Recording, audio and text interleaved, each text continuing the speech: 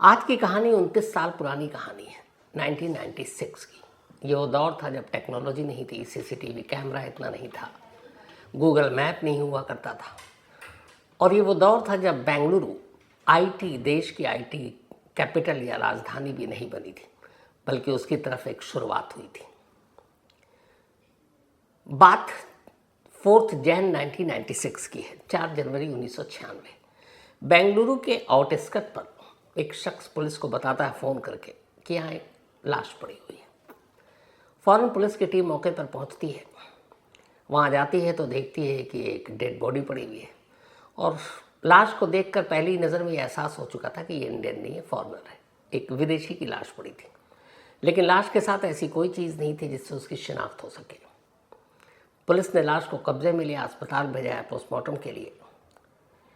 बाद में उसके कपड़े से सिर्फ एक बिल मिला पुलिस को, एक पर्ची, एक शॉप की। उस जिस शॉप की ये पर्ची थी, अब पुलिस उस शॉप तक पहुंचती है। कुछ शॉपिंग किया गया था। वहाँ जाने के बाद वो बिल को दिखाया जाता है। उस बिल के ज़रिए उस शॉप के जो ओनर हैं वो पुलिस को बताते हैं कि हाँ, ये एक दिन पहले हमारे आए थे, इन्होंने ये शॉपिंग की थी, उसी का बिल है। और फिर वहाँ से नाम पता चलता है कि जिस शख्स की ये लाश थी उसका नाम जेम्स विलियम स्टुअर्ट था, और ये ब्रिटिश सिटीज़न है। अब जैसे ही ये पुलिस को पता चला एक ब्रिटिश सिटीज़न और उसका कत्ल, तो ब्रिटिश एम्बेसी और बाकी लोगों तक ये जानकारी पहुंची। मामला एक टूरिस्ट के कत्ल का था। बेंगलुरु पुलिस के ऊपर एक धब्बा, और बेंगलुरु पुलिस के ऊपर अब प्रेशर कि इस मामले की जो है जल्द से जल्द इसकी पूरी सच्चाई सामने लाई जाए और तफ्तीश पूरी की जाए। अब पुलिस तफ्तीश करती है। नाम पता चल चुका था। नाम पता चलने के बाद पुलिस को ये भी पता चला कि ये ब्रिटिश सिटीज़न कहाँ ठहरा हुआ था।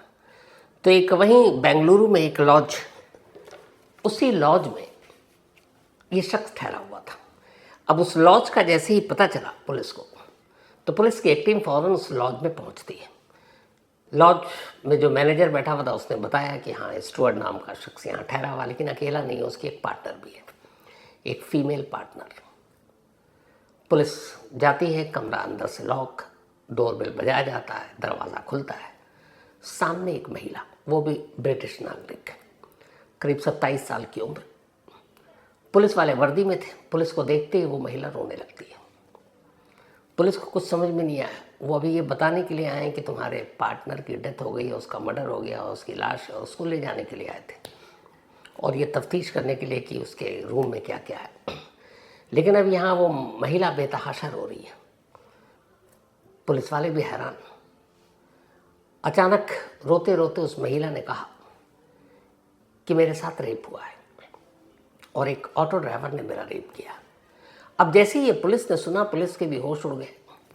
उधर उसके साथी की लाश मिली है, वो मॉर्चरी में है। इधर महिला कह रही है कि उसके साथ रेप हुआ है, और उसे ये पता नहीं कि उसके साथी की डेथ हो चुकी है। पुलिस वालों ने अक्लमंदी दिखाई। उन्होंने कहा ये मौका ठीक नहीं है उसे सच्चाई बताने का, इसलिए उन्होंने बताया नहीं।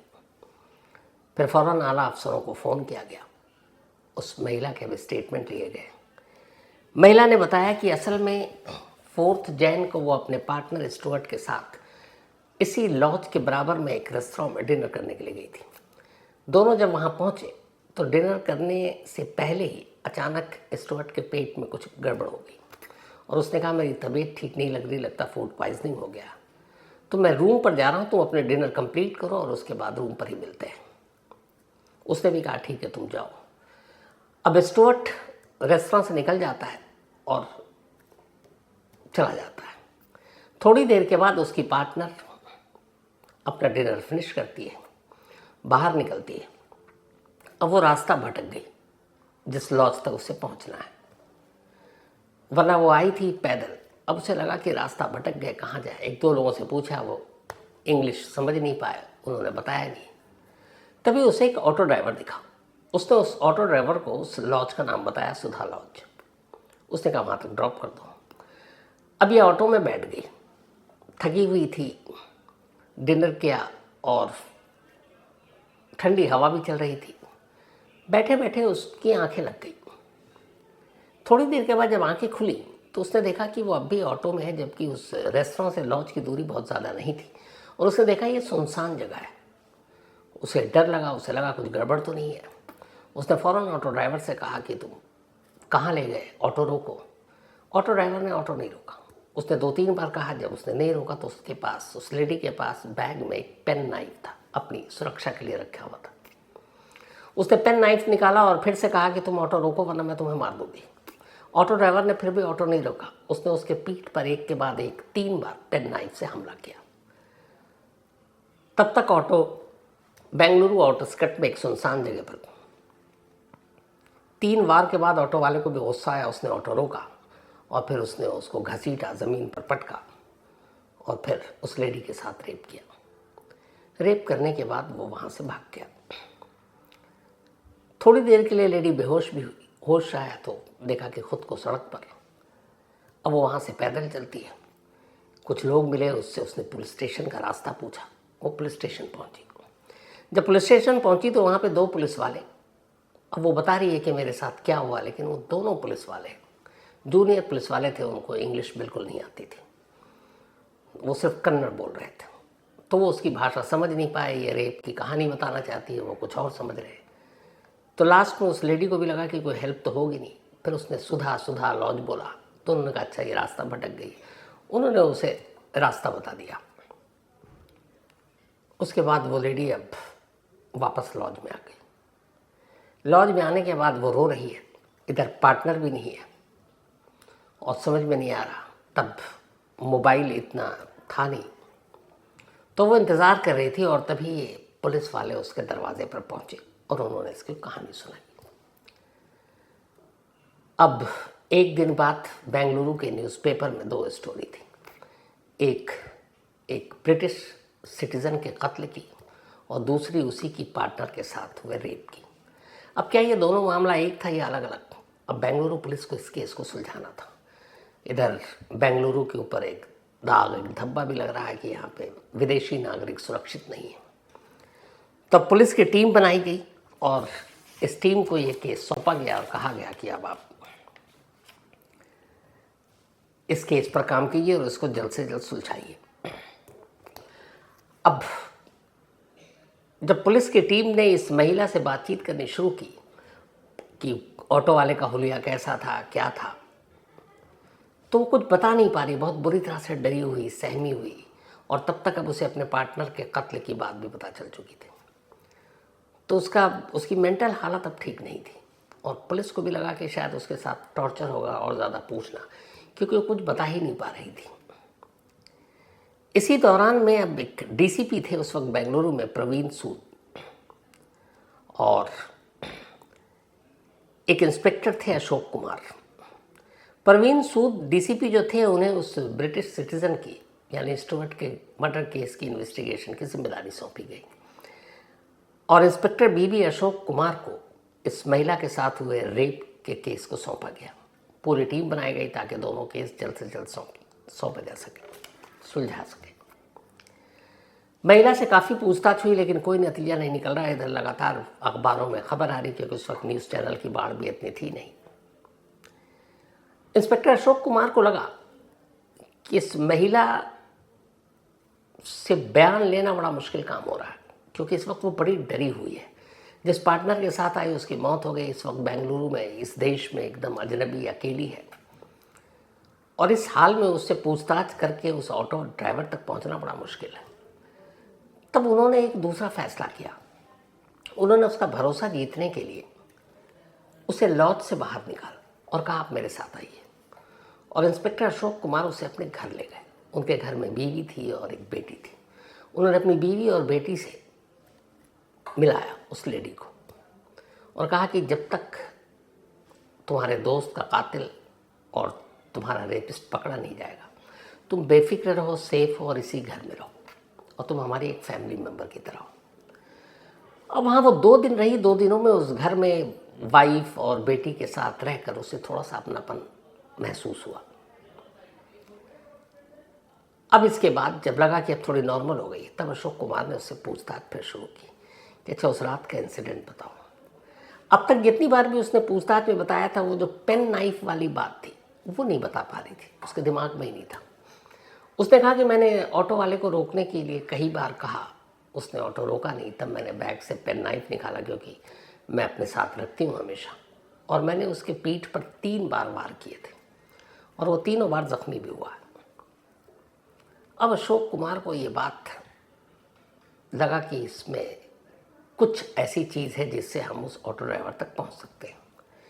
जिस एरिया में वो लॉज था, जिस रेस्टोरेंट से उसने खाना खाया और जहां पर ये इंसिडेंट हुआ था, उस पूरे एरिया में जितने भी नर्सिंग होम और हॉस्पिटल थे, अशोक कुमार ने अपनी टीम को भेजा और कहा 4 जनवरी की रात पता करो कि क्या यहाँ कोई ऐसा शख्स आया था जिसके पीठ पर घाव, चाकू के जख्म थे और इलाज मरहम पट्टी कराने के लिए 100 से ज़्यादा नर्सिंग होम को खंगाला गया।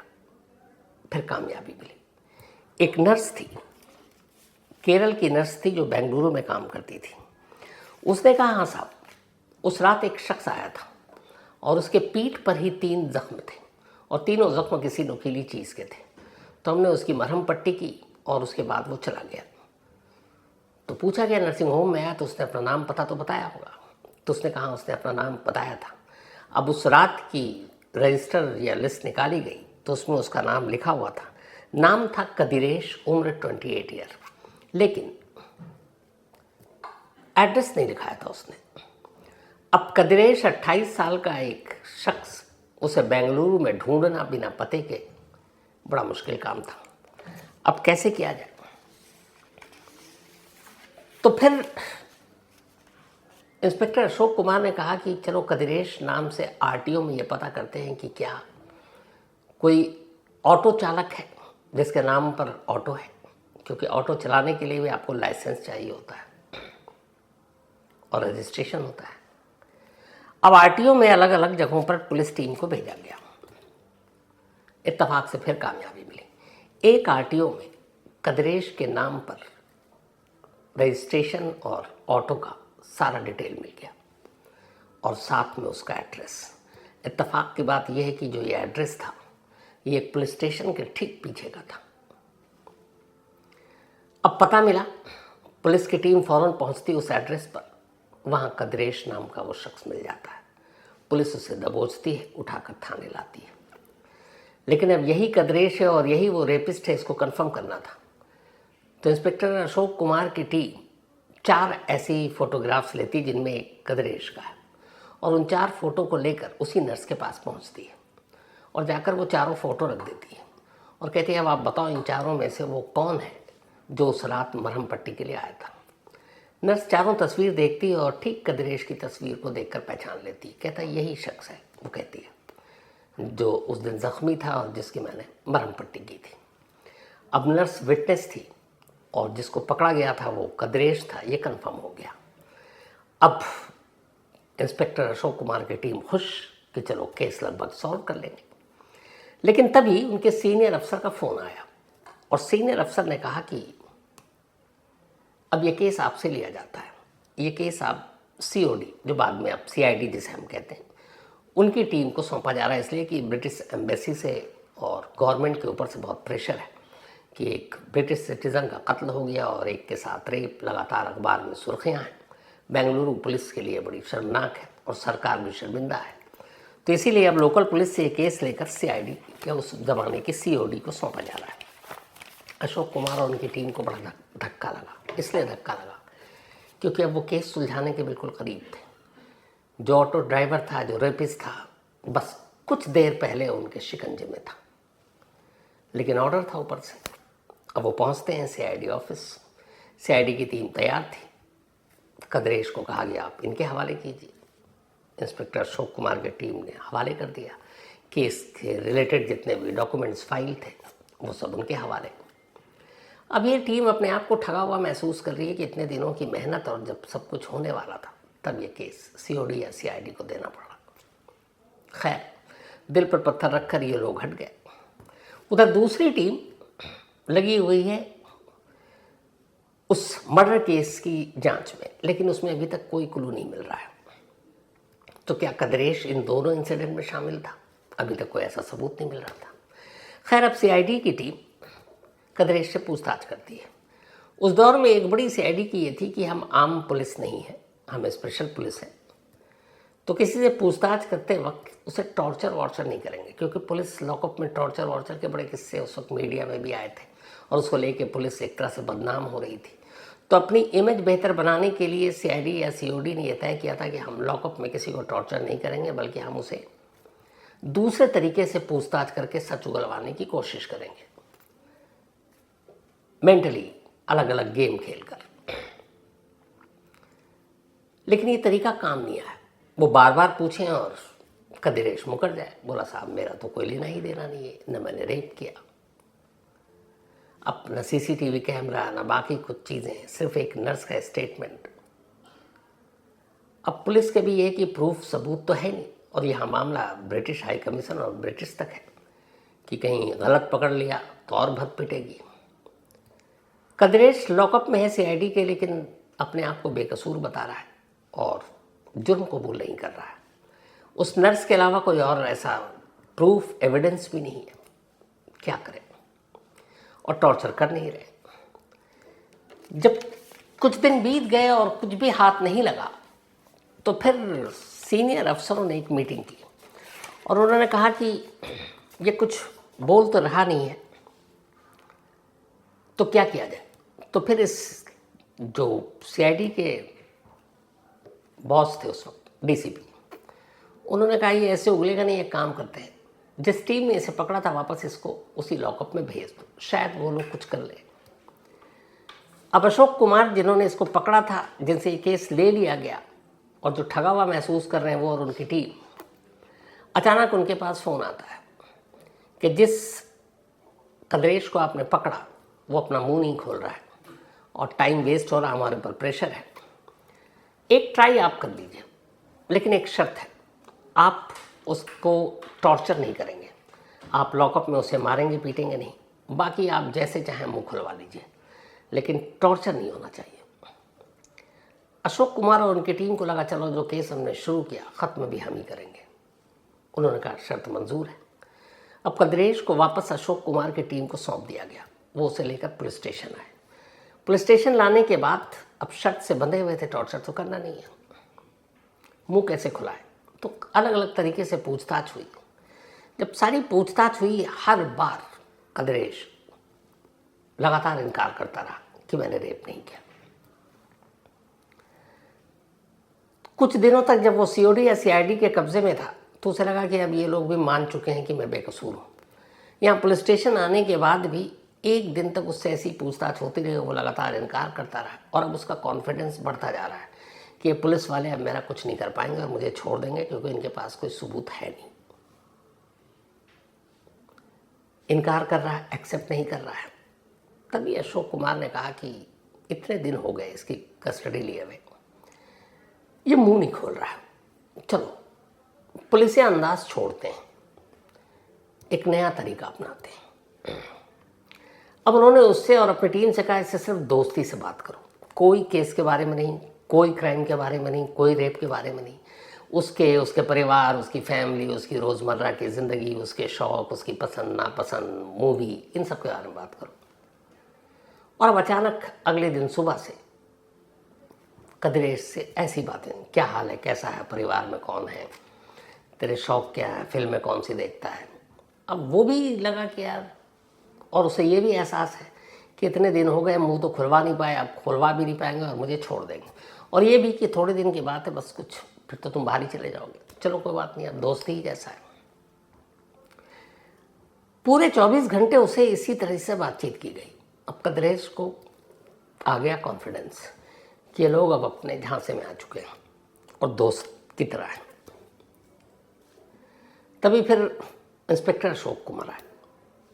आने के बाद उन्होंने कहा कि और सब ठीक है, तो तुम चले जाओगे, क्योंकि हमसे गलती हो गई, तुमको गलत पकड़ लिया, बाकी हम तलाश कर रहे हैं असली रेपिस्ट कौन है।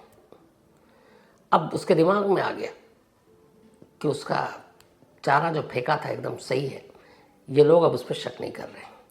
तो उन्होंने कहा चलो और कोई शौक़ है तुम्हें बताओ, ड्रिंक व्रिंक करते हो।